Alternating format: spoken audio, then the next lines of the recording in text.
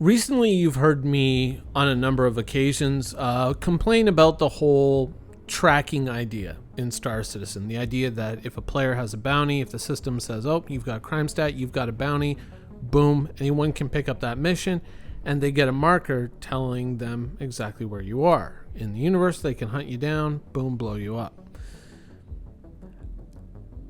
In an ideal situation, I'm not opposed to this. However, Star Citizen's situation right now is, I think we would all universally agree, less than ideal. We would love to see Star Citizen as a much more complete game.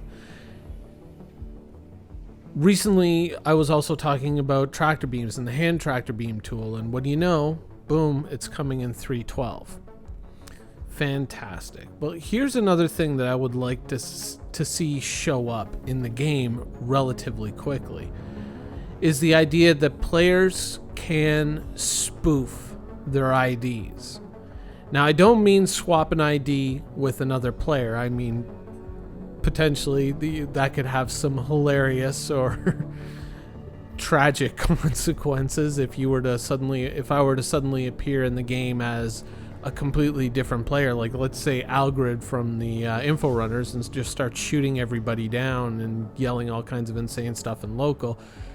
People might think he'd lost his marbles, but we don't want to create a situation like that. But I think that with the hacking system that we currently have in the game, I think that if you were to go to, say, one of the current hacking terminals, whether it's SPK or if it's the cop shop on Lyria,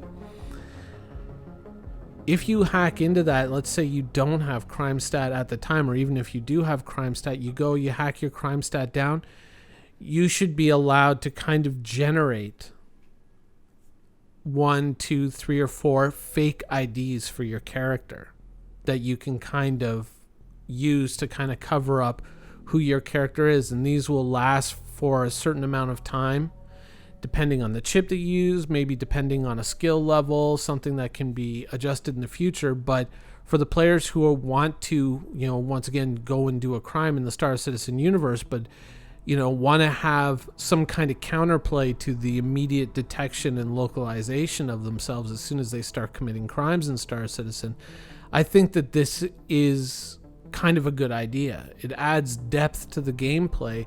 At the same time, it requires someone who's going to go out there and start shooting people down or stealing cargo or, assassinating, a corrupt police officer because they're asking for too many bribes or whatever, criminal activity you're into. I think it allows them with enough kind of pre-planning and enough setup to kind of pull that off. And that's kind of where I would like to see piracy in Star Citizen go. When people talk about things like pad ramming and just people just marauding in Star Citizen, I tend to agree that I don't think that it's all that well handled, all that well sorted out. And the idea of kind of creating a bounty marker and giving people your location, sure, that's fine. But for the more refined miscreant in the Star Citizen universe, I think that it would actually be better if you wanted to get away with it. If you wanted to be smart about it, you had to kind of go and do these steps first to kind of get everything tied in or, nice and neat so that you could get away with, committing your crime without getting caught.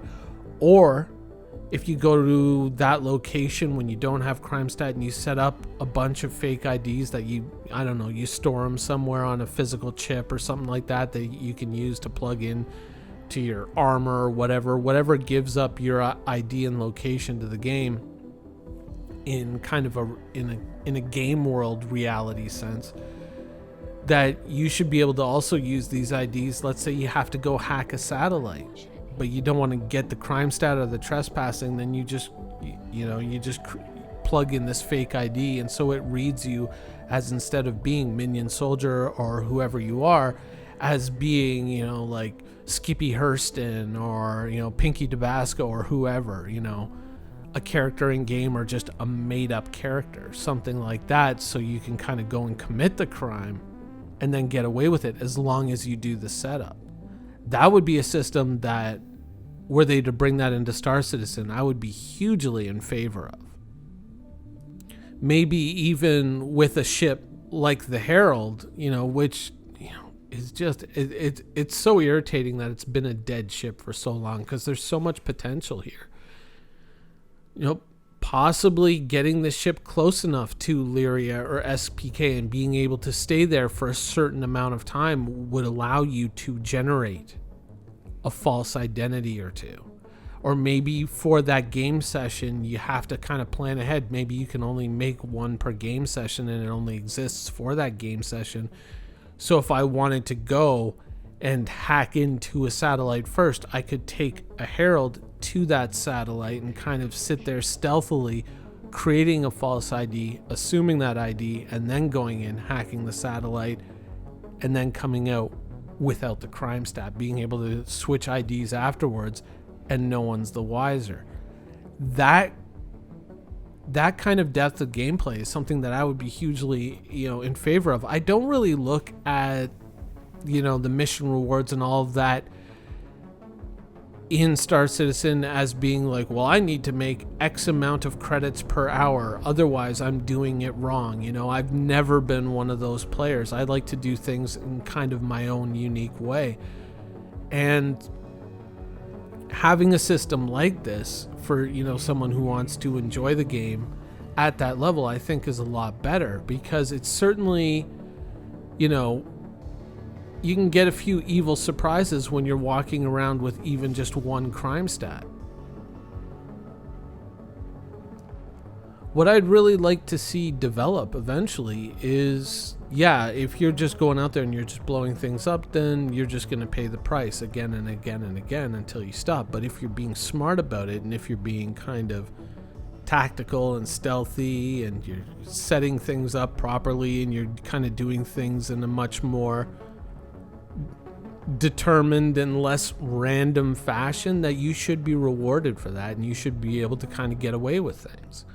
That's what I would like to see Star Citizen set up. I don't want there to be a silver bullet in the game that, let's say I go and I take a Herald and I can just go and create 1,500 fake IDs and never have to pay the price for anything that I do. No. I would definitely like to see limitations on this in the beginning. But I think that with most of the assets that we already have in game, that this isn't really too much. I don't think it would be too much of a difficulty for the developers to implement within the game, given that most of the things that we need are already here. I mean, transferring the hacking screen from within the satellite to inside the, control panels of a Herald, I don't think really should be that difficult. But I mean, there may be certain dependencies and certain connections that they have to make and test that could make it a lot more difficult than it initially seems. But this is definitely where I would like to see things go. It's a funny thing with Star Citizen, over the last couple of years since we've gotten 3.0, there have been a lot of things that have been kind of brought into the game and more or less left fallow. Like, it's kind of like the CIG has parceled off this land and kind of set up access to the land and everything so that someone can farm that land, but they never really tilled the soil or anything like that. No one ever planted any crops. They just said, okay, we've parceled it off, we built a bridge, now you can get over to your little farm plot. But then they never did anything with it. And there's a lot of little things throughout the Star Citizen universe that when we originally saw them, we were like, oh, this could be this and this could be that. All they need is one or two little things. And then we waited. And other things have kind of gotten iteration, like mining and whatnot. But these potentially really immersive and rewarding gameplay loops that we could add to the game, which seemingly emphasizing that, would not require all that much work and would add so much to the game, are like these fields are just left fallow patch after patch after patch. And I feel that there's a lot of value in the persistent universe that we have now, a lot of depth of gameplay that we could exploit that realistically when you're talking about a new landing site like Crusader, I know there's a lot of people that are excited for the Crusader landing site. I would really kind of rather see those efforts go into a lot of little things like this that would add depth to what we have now, add reward to what we have now, and add more interesting interesting gameplay loops to what we have now. I think that if you could take the universe that we had now, and if we had all these things kind of tied together, we would be in such a better position with the game, with an added little touch of stability. I think the potential is there. It's just we're not using it.